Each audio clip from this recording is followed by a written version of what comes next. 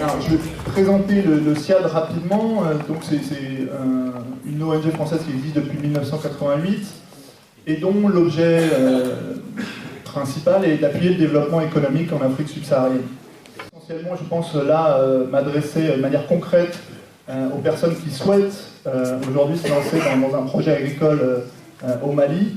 Pour un projet agricole, dans un premier temps, il faut un terrain pour cultiver. Et la première question, c'est quel droit d'usage j'ai sur mon terrain, puisqu'on a vu des entrepreneurs qui, j'en connais tout récemment, et même je crois qu'il y en a dans la salle, qui ont eu à négocier ces questions de terrain avec la famille, avec le village, avant de pouvoir véritablement s'assurer que s'ils cultivaient, les revenus de leur activité leur reviendraient. Deuxième question primordiale quand on monte un projet agricole, c'est la question du marché. Il faut un marché accessible.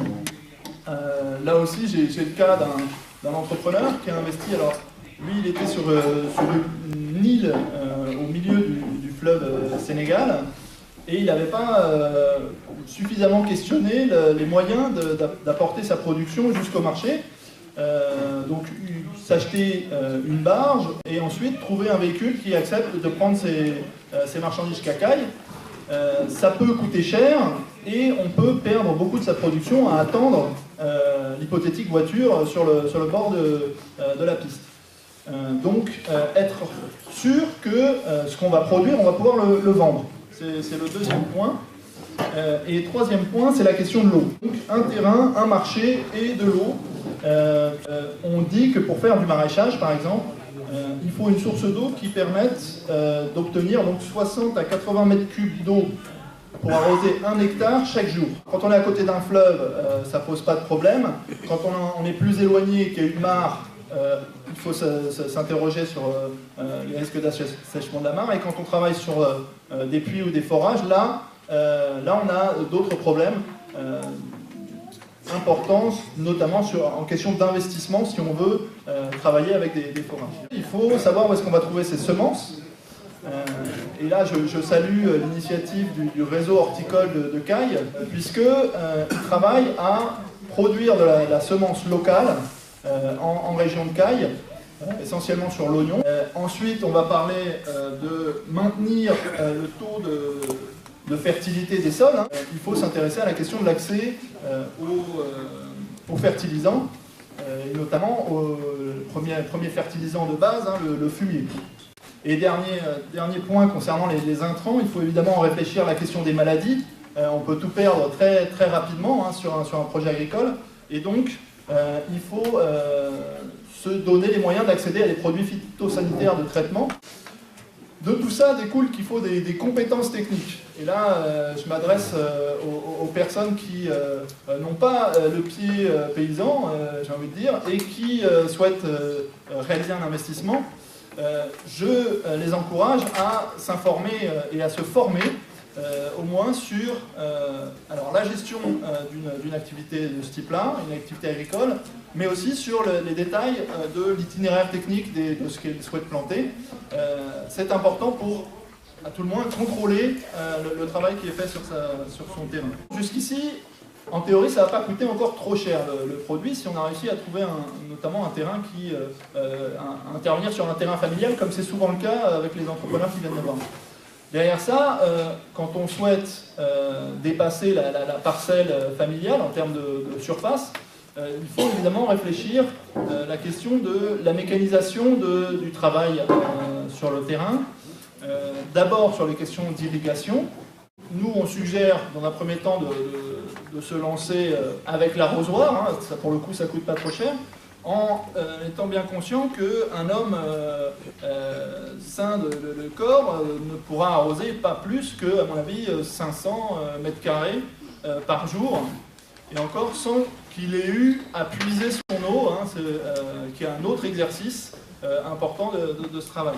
Si derrière on veut aller sur des systèmes d'aspersion ou autres, là il va falloir prévoir un investissement qui peut se monter à plusieurs millions, voire dizaines de millions d'euros sur un terrain, et qui demande encore une fois une maîtrise technique importante. Donc Quant au goutte à goutte, puisqu'il y a beaucoup d'entrepreneurs qui viennent nous voir en nous parlant goutte à goutte, ce sont des méthodes qui ont fait leurs preuves en certains endroits, notamment du Mali. Là encore une fois, nous on est plutôt récalcitrant à appuyer l'initiative goutte à goutte, surtout si la personne n'a pas de quoi se le financer en fonds propres, et donc qui risque de s'endetter, parce que ça demande une grande technicité et un professionnalisme important, et donc là, et ça coûte extrêmement cher. Donc c'est un gros investissement dont on n'est pas sûr d'avoir des retombées si on n'est pas extrêmement précautionneux de l'utilisation du matériel. Et la question notamment du goutte à goutte pose la question de l'eau. Il faut une eau suffisamment pure pour ne pas encrasser les réseaux goutte à goutte. Et ça, dans la région de Caille, par exemple, les expérimentations qui ont eu lieu, par exemple, à Yélimané, ont montré que l'eau était, sauf celle puisée, mais celle dans les mares et autres, n'était pas forcément assez pure pour ne pas encrasser les systèmes goutte à goutte. Les matériels d'Exor, on l'a vu avec M. Dion là, sur la question des forages. Il y a des questions communautaires autour du forage. Il y a pour l'entrepreneur aussi des questions de financement. Nous le disons comme ça aux entrepreneurs, si vous devez faire un forage sur votre terrain, faites-le en fonds propres, économisez, parce que la rentabilité de votre exploitation, en théorie, ne permettra pas de, sur la base d'un crédit, rembourser ce type d'investissement. Pour finir, le tour des questions qui se posent quand on veut se lancer dans un projet agricole, il y a la question de la protection, donc n'oubliez pas de protéger vos terrains contre les animaux au travers de grillages par exemple, et contre le vent, les haies vives sont intéressantes.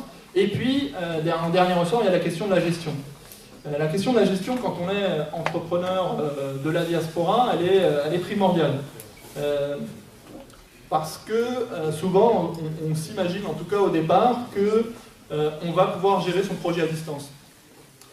Un projet d'entreprise, et notamment quand on a réfléchi à la question de l'investissement et qu'on a mis plusieurs millions de francs CFA sur la table, c'est aussi un projet de vie qu'il est souhaitable de voir réussir.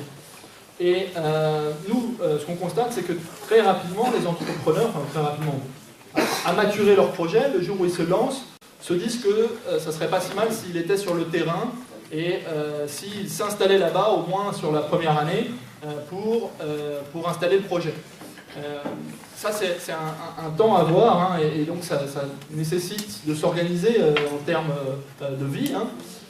C'est aussi après donc instaurer, si on souhaite rester dans une approche d'investissement à distance en restant en France, mettre en place un système de gestion sur les personnes, et être en totale confiance sur les personnes qu'on installe sur l'exploitation qu'on développe et qu'on finance. Et ça, il y a différents process entre personnes qui peuvent s'instaurer. Nous, on est très vigilants à ce que il y ait l'entrepreneur, il y ait cette confiance avec la personne locale et il y ait un droit de regard sur l'exploitation régulier. Ça peut se faire au travers de photos. L'appareil photo qu'on donne à son gestionnaire de terrain est une bonne arme pour se rendre compte du travail qui a été fait sur le terrain. Ça peut être le téléphone, ça peut être... Alors les mails c'est plus compliqué, avec l'état des dépenses et des recettes. Ça peut être aussi avoir un compte en banque pour pouvoir éventuellement regarder depuis la France sur le compte les mouvements. Parce que voilà, on n'est jamais à l'abri de quelqu'un qui voudrait partir avec l'argent. Ce qu'on constate, c'est que quelqu'un qui veut investir au Mali, quelles que soient les filières ou les secteurs, va prendre du temps à le réfléchir, et aujourd'hui on a des gens qui, pour les plus dégourdis, vont prendre 3 ou 4 mois, et pour ceux qui partent de plus loin et qui ont le besoin de plus réfléchir le projet, on a des gens qui passent 2-3 ans à réfléchir leur projet. Dernier point, donc, on arrive à la question du financement. Le SIAD intervient, lui, aujourd'hui sur 2 dispositifs d'appui à la création d'entreprises dans les cercles 1 de Yélimané et 2 de Kéniéba. dans le cadre des coopérations décentralisées qui sont construites entre Montreuil et Ille-et-Vilaine et le Pas-de-Calais et Kéniéba, et ça en partenariat avec les associations de migrants ADECIF et ARCKF. Et dans le cadre de ces deux dispositifs qui visent depuis 2 ans maintenant avec Ille-et-Vilaine et 1 an avec Kéniéba à former, enfin à identifier et former 10 entrepreneurs en France et 10 entrepreneurs au Mali. Beaucoup sont dans des secteurs agricoles. On met en place donc des relations avec les institutions financières à Ille-et-Vilaine et à Kéniéba, donc beaucoup à Caille, pour qu'ils prennent le relais de notre travail d'accompagnement et financent les projets. Aujourd'hui, tout le travail consiste à construire la confiance avec ces institutions financières, mais ce qui implique un crédit et donc un remboursement de crédit. Et donc là, on est bien dans la gestion d'un projet d'entreprise qui doit être rentable et donc qui doit sécuriser tous les éléments dont je viens de parler précédemment. Pour finir et pour conclure, je vous disais qu'on travaillait aussi la logique filière, et ça, on écoute aussi pas mal ce que fait le GRDR sur la région de Caille. Et cette logique filière, je pense, doit amener les entrepreneurs qui sont dans la salle à s'interroger sur ces questions, sur ces logiques de filière. C'est-à-dire qu'aujourd'hui, vous avez des agriculteurs au Mali. Peut-être que demain, vous voulez devenir agriculteur, c'est une chose, mais peut-être que vous pouvez aussi vous interroger sur de quoi ont besoin ces agriculteurs et de comment est-ce que moi, je peux me placer dans la filière pour gagner ma croûte et rendre le travail de ces agriculteurs plus facile. Je pense notamment, on a parlé d'irrigation et de système d'exor, qu'une entreprise, et notamment à Ille-et-Vilaine, qui commercialiserait du matériel d'irrigation et qui ferait de la maintenance, serait évidemment la bienvenue. Concernant donc la protection des terrains, par exemple, on finance là tout prochainement, la semaine prochaine, le premier entrepreneur qui crée une entreprise de fabrique de grillage dans le cercle de Ille-et-Vilaine. Donc le cercle de Ille-et-Vilaine, c'est 170 000 personnes, et c'est donc une fabrique de grillage. Il y a peut-être de la place pour d'autres fabriques de grillage, et c'est pas un investissement tellement important que ça à ce niveau-là. On parlait d'accès au marché. Je pense qu'un maraîcher n'est pas forcément, ou un agriculteur n'est pas forcément un commerçant. Et donc, croire qu'on peut tout faire et aller nous-mêmes vendre sur le marché quand on est porteur d'un projet agricole, c'est peut-être se tromper. Il peut être plus intéressant de vendre en borchant à des commerçants que d'aller soi-même vendre sur le marché, puisque ça implique des coûts, il faut le transporter, il faut du personnel pour le vendre, pour le stocker, il faut payer les coûts de stockage. Et donc là aussi, vous qui souhaitez investir, voyez voir comment est-ce que vous pouvez vous positionner sur le stockage, par exemple. Il y a des besoins à ce niveau-là dans les cercles, notamment de la région de Caille, et sur le transport et la commercialisation. Devenir commerçant de fruits et légumes sur les marchés ou dans la sous-région, là aussi, je pense qu'on peut gagner sa vie.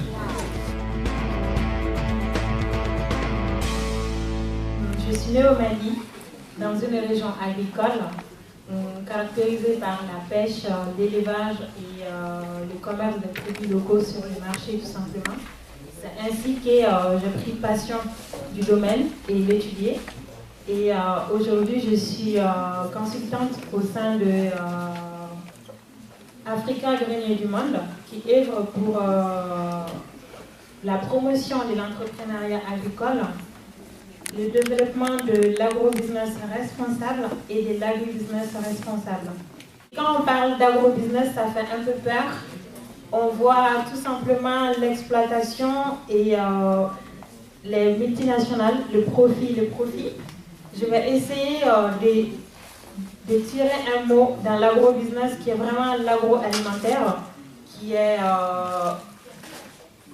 une multitude de procédés, de méthodes et de normes qui transforment les produits alimentaires en partant de la matière première pour donner une longue vie, tout simplement dans le but d'assurer la sécurité alimentaire. Donc là, je rentre dans ma problématique. Et en rentrant dans la problématique, je me pose quand même une question qui est de savoir quel est aujourd'hui le secteur de l'agroalimentaire au Mali. Et je vais aller plus loin en parlant de l'Afrique subsaharienne, parce que c'est pareil, c'est la même population et la même problématique. Nous sommes quand même face à la malnutrition en Afrique subsaharienne, notamment au Mali, la faim, l'inflation, la croissance démographique et les crises politiques. Tout simplement, en Afrique de l'Ouest, d'ici 20 à 30 ans, la population dépassera les 2 milliards d'individus et la problématique qui se pose, c'est comment nourrir cette population. Et dans ce secteur d'agroalimentaire, les pays sont de plus en plus dépendants de l'importation. Grâce à la facilitation de la libre-échange des matières premières, notamment au Mali, on peut rencontrer des fruits et légumes venus du Maghreb. Pour moi, c'est juste inadmissible parce que le pays dispose des ressources nécessaires. En plus de ça, les ménages en Afrique de l'Ouest font face à plusieurs problématiques, des difficultés comme l'alimentation, la santé, l'éducation, la formation, l'hygiène, l'accès à l'eau et l'assainissement. Et cependant, malgré ces constats, on sait tous que les États d'Afrique de l'Ouest, les États d'Occident, ainsi que les ONG et autres institutions, que ce soit étatiques ou pas, essayent quand même de mettre des formes d'assistance alimentaire sur place, plus diversifiées, mais pour quels résultats? Parce qu'on ne les voit pas, généralement. Parce que les pays souffrent toujours d'une crise alimentaire. Au Mali, on peut caractériser le secteur de l'agroalimentaire par juste quelques pôles d'activité qui sont très peu, qui sont notamment la pêche, la foresterie, les oléagineux, qui sont tout ce qui est arachide, les sésames, le karité, huile de coton, les céréales, riz, maïs, soja, et une partie horticulture, qui est les mangues, les pommes de terre, échalotes, etc., etc. Après, il y a toute une partie bétail et produits associés, qui sont les bovins, les cuirs. Je m'arrête là. Une partie aussi, tout ce qui est intrants agricoles, les semences et les engrais. Juste un rappel, dans ce secteur, les bovins représentent le 3e produit d'exportation après l'or et le coton au Mali. Et ce matin, le représentant du gouvernement entre guillemets, du Mali, qui travaille au consulat, nous a rappelé que l'agriculture représente 44% du produit intérieur brut du Mali. En termes de force, nous avons quand même des matières premières de très très bonne qualité, je le souligne. En termes de faiblesse, on n'arrive pas à exploiter ces matières premières. L'année dernière, j'ai échangé avec le représentant de la Chambre de l'agriculture du Mali, qui m'a souligné que sur 100% des recettes agricoles du Mali, plus de 80% sont destinés à des déchets. On ne sait pas quoi en faire. Les produits pourrissent sur les marchés, tout simplement. Ou les mangues pourrissent sur l'arbre. En termes de force, on a quand même une main-d'œuvre dynamique et très jeune. Comme faiblesse, elle n'est pas compétente. On a un gros problème de formation. Au Mali, on n'a qu'une école qui forme les agronomes et pas du tout les ingénieurs spécialisés dans tout ce qui est transformation des produits agroalimentaires. On a aussi des terres vastes et très fertiles, notamment l'Office du Niger au Mali et d'autres régions très agricoles. Et en termes de faiblesse en face, l'agriculture est toujours vivrière. Le paysan cultive juste pour sa production, pour sa consommation familiale et aller vendre une partie sur le marché sans tenir compte des risques qui sont toujours naturels, sécheresse, inondation, etc. L'opportunité principale aujourd'hui, c'est vraiment la diaspora malienne qui est là. on est acteur, on doit être acteur du développement pour ce secteur qui est juste indispensable pour assurer la croissance économique du pays et assurer une sécurité alimentaire. Il s'est avéré que chaque minute qui passe, un enfant de moins de 10 ans meurt. Tout simplement, il est sous-alimenté. Et actuellement, les études ne sont pas faites, mais je m'aligne sur ma pensée. C'est que beaucoup d'adultes d'Afrique de l'Ouest meurent actuellement aujourd'hui sous forme de cancer. Tout simplement, c'est dû à la mauvaise alimentation. Et en termes d'opportunités, toujours, le développement de ce secteur pourrait créer de l'emploi et toujours lutter contre la pauvreté.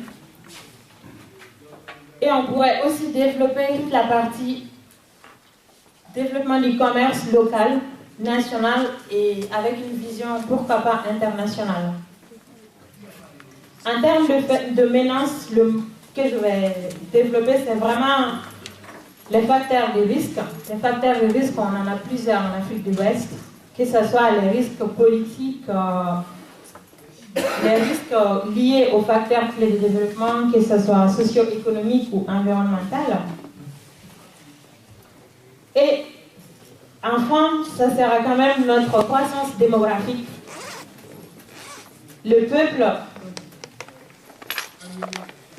la population s'agrandit, mais la population n'est pas compétente. Et c'est à la fois une opportunité et en même temps une menace. Je m'en vais vous donner des recommandations à la salle pour le développement du secteur de l'agroalimentaire. Dans un premier temps, la diaspora dans la Constitution, on peut être tout simplement acteur pour développer des filières. Ce matin, on a évoqué des filières. En France, je ne pourrais pas vous dire combien de filières le secteur de l'agroalimentaire compte aujourd'hui. Il y en a beaucoup. On a aussi des industries qui sont tout à fait développées. Mais par contre, dans ces filières, il y a 4 grands pôles qui les caractérisent tous. C'est vraiment toute la partie production, transformation, commercialisation et la consommation. La diaspora peut être acteur en se positionnant sur l'ensemble de ces pôles, en développant des activités pour créer de la valeur ajoutée sur le secteur. En même temps, j'invite aussi la diaspora à être plus dans l'action, penser à entreprendre. Entreprendre, mais penser à innover. Pourquoi j'ai dit cela? L'exemple est simple. En discutant en France, ici, avec un incubateur Nord-Sud, il m'a tout simplement dit, les étudiants Bac plus 5 viennent nous voir toujours avec des projets. Ils nous disent, ah, dans notre pays, cette entreprise marche, il fait ci, je vais exactement faire la même chose. Et ça, c'est dommage. Au Mali, on voit l'inondation avec les élevages de poules. On voit que M. Traoré a fait la même chose. M. Keïta Sangaré, si c'est l'année plus 2, tout le monde va s'y mettre. Le marché sera envahi et personne ne réfléchit à innover. Le fait qu'on vit ici, on sait très bien que dans les rayons du centre commercial, on va quand même acheter nos produits emballés. Pourquoi ne pas réfléchir à une nouvelle méthode ou même concept d'emballage de produits et le vendre autrement, tout simplement apporter des innovations pour créer de la valeur ajoutée et créer de l'emploi. En même temps, la diaspora peut être acteur aussi dans toute la partie valorisation des produits. Les produits qui sont transformés en Afrique ne sont pas du tout valorisés. C'est pourquoi ils n'arrivent pas à pénétrer le marché international. Non seulement ils ne sont pas valorisés, ils ne sont pas normalisés. La valorisation, c'est toute la partie marketing, communication, packaging. Les multinationales arrivent à faire du chiffre en Afrique, mais les produits africains qui sont transformés en Afrique n'arrivent pas à faire du chiffre. Pourquoi? Tout simplement, les multinationales arrivent à développer tout en méthode, à développer des outils de marketing adaptés à leurs produits et ils arrivent à faire du profit. Donc il est possible de le faire avec des produits locaux transformés en Afrique. Pour finir, comme recommandation pour la salle, je m'en vais dire qu'aujourd'hui il y a 100 Maliens qui est là, je dis n'importe quoi. Et ces 100 Maliens, si on arrive tous à mettre 100 € sur un compte, ce qui fera 10 000 €, si je ne suis... Ce qui fera 10 000 €. Et ces 10 000 € en se fixant sur la compétence d'Inagrim, il est possible en France de soulever des fonds à 100 000 €, 200 000 €, établir un business plan en pensant aux produits de consommation de base que les Maliens consomment. On sait qu'au Mali, sur 10 familles, à midi, toutes les mamans vont consommer de la tomate concentrée pour faire les sauces. Et la tomate, au Mali, pendant 4 mois, on a de la tomate. Avec 1 €, on a plus de 10 kilos de tomates. Donc on peut juste penser à ces petits projets pareils et mettre des produits en marché pour créer de la valeur ajoutée. Il faut qu'on se fasse confiance et qu'on arrive à travailler ensemble. Donc la première recommandation que je m'en vais les faire, c'est vraiment la création d'une école technique dans la maîtrise des procédés de transformation, de commercialisation et de normalisation des produits agroalimentaires. La matière première, on en a suffisamment. On ne sait pas quoi en faire. Si on n'a pas les compétences, on ne pourra jamais s'en sortir. Et dans un deuxième temps, ce sera la mise en place des outils pour valoriser les produits locaux. Et en pensant à étudier le cycle de vie des matières premières que les multinationales achètent toujours chez nous à l'état brut.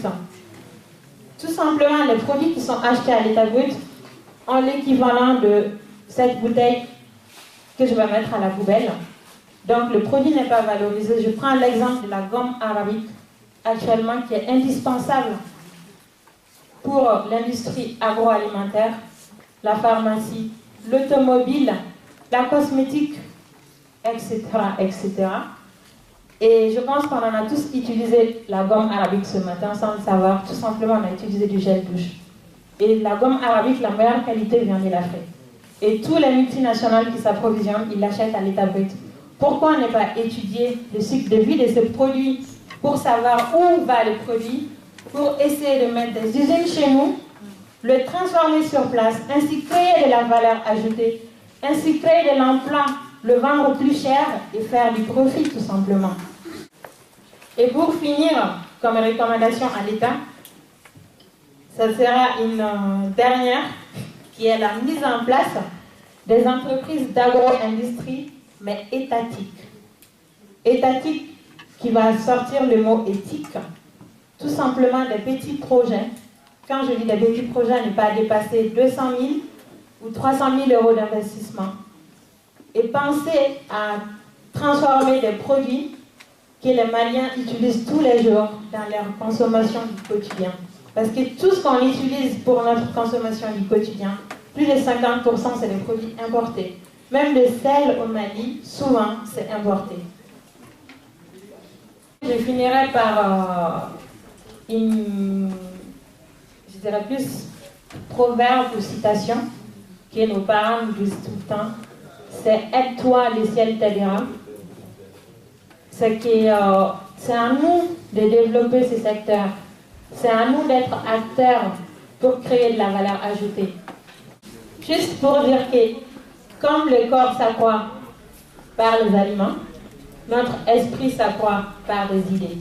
Donc, échangeons nos idées, ne soyons pas seuls, essayons de travailler ensemble pour essayer de développer ce secteur qui est juste indispensable pour notre survie. Quelles sont les principales orientations de la loi de l'agriculture et de la loi agricole envers la diaspora malienne en France? La loi d'orientation qui a été votée en 2006. Quels sont les avantages et les inconvénients de la loi d'orientation de l'agriculture et pour nous, les diasporas, en termes de cadre culturel et les productions et les facteurs de production, les statuts des exploitants agricoles et les agriculteurs. La loi d'orientation agricole LOA formule sur du long terme le développement et la promotion du secteur agricole durable, moderne et plus compétitif, en se basant sur l'exploitation de l'agriculture familiale. Je pense que l'intervention que j'ai faite, aujourd'hui, en parlant de toute la partie valorisation des produits, la compétitivité face aux produits importés, rentre dans cette loi en fait. Donc, pour la diaspora malienne est un acteur comme le Malien lambda qui se trouve au Mali. Vous avez les mêmes opportunités et les mêmes menaces face à cette loi. Il suffit juste, la loi c'est juste sur écrit. Il faut avoir l'idée des projets et rentrer à développer son projet et avec des plans d'action pour le mettre en place. Quelles sont les démarches à faire au niveau des autorités maliennes sur place pour pouvoir monter un dossier ici? La validation de la terre acquise au village là-bas, s'il y a des papiers, s'il y a des démarches à faire au niveau de l'administration malienne pour avoir des papiers administratifs, la terre conquise. Quelles sont les démarches à faire pour avoir un dossier validé ici? Je pense qu'en France, ici, vous avez beaucoup de structures qui sont compétentes pour la mise en place des projets, qui vous accompagnent depuis la rédaction du business plan, la recherche des financements, même pour vous former, pour aller mettre ce projet en place. Et une fois arrivé au Mali, je sais que l'ANPE Mali suit quand même des porteurs de projets, que ce soit au Mali ou des jeunes de la diaspora partant au Mali avec leurs projets. En plus de l'ANPE, vous avez beaucoup de structures qui font la même chose. Il suffit juste de chercher sur Internet. Je pense que sur Google, il y a beaucoup d'informations sur ça.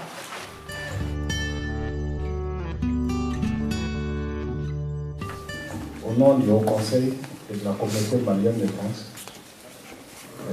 nous disons merci à l'UNAGRIM pour avoir ciblé un domaine très important dans le domaine de l'économie malienne, à savoir l'agriculture.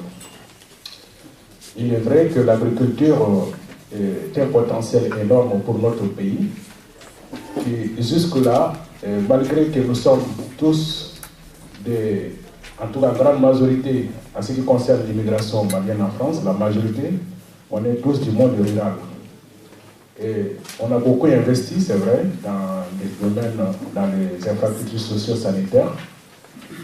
Nous savons aussi que le tournant de cette immigration, c'est dans les années de grande sécheresse, qui a vu que l'agriculture ne nourrit plus son monde. Et c'est à partir de là que, en tout cas, l'immigration s'est beaucoup amplifiée. Mais je pense effectivement que ces domaines-là, nous ne sommes pas tellement intéressés, à vrai dire, sur les questions de l'agriculture. Parce qu'on aurait dû comprendre que nous sommes venus en France, en majorité, parce que nous sommes dans une zone où l'agriculture ne nourrit plus l'homme. Et que devons-nous faire pour vraiment adapter notre agriculture aux conditions locales? Je ne pense pas que c'est seulement un problème de moyens, c'est aussi une question de prise de conscience. Et c'est ça aussi l'intérêt de l'INAGRIM, d'avoir attiré, en tout cas attirer l'attention que si nous voulons vraiment nous développer, la sécurité alimentaire est indispensable. Si nous voulons nous développer, nous ne pouvons pas ne pas mettre au travail 70% de notre population. Parce que 70% des Maliens sont dans le domaine agricole. Et je pense que si on s'intéresse bien à ces domaines-là, les migrants, en essayant de réorienter leur activité de plus en plus vers le secteur agricole, qui est l'immense potentiel pour le Mali, parce que nous savons que le Mali dispose de terres et surfaces arables très importantes, mais aujourd'hui qui ne sont pas mises en valeur. En tout cas, cette interpellation, nous la vision à sa juste valeur. Le Haut Conseil apportera tout son aide, tout son appui, son accompagnement, c'est que pour que demain, l'agriculture fasse partie aussi de nos préoccupations quotidiennes en termes de développement.